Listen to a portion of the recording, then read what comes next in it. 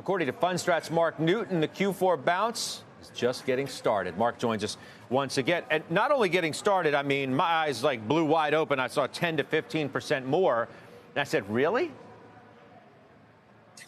Hi, Scott. Well, look, that doesn't necessarily have to happen in a straight line, but the movement over the last couple of days has certainly been very constructive. We've seen, over 7-to-1 advanced declines today. We had almost 8 sectors that were up more than 3% on an equal weighted basis today. So that's very strong movement at a time when indices had gotten quite compressed to the downside. And we saw only about 2% of all S&P issues above their 20 and 50-day moving averages. And so coming into this week, we had a combination of not only some cycles that were due to turn up, but sentiment had gotten very negative, breadth had gotten very compressed, and S&P had pulled right back down to levels that you and I talked about right near June lows.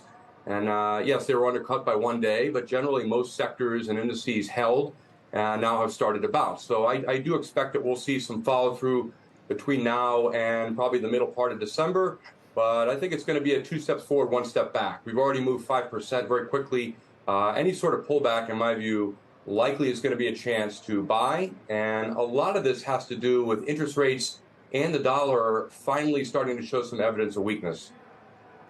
Haven't we seen this movie before? That's all I can think of when we see a really powerful move ahead of a CPI print. Makes me nervous for obvious reasons. I'm sure our viewers who are listening to you are thinking the same thing. Well, there are some things you can put together that do make it correct to try to fight a downtrend like we're seeing. And some of those are just sentiment levels when you get so compressed and then you see a big upward thrust and breadth to the upside.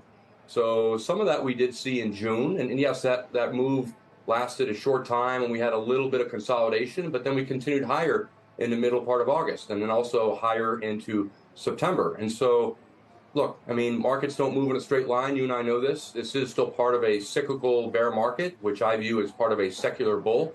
But, in general, people are too bearish.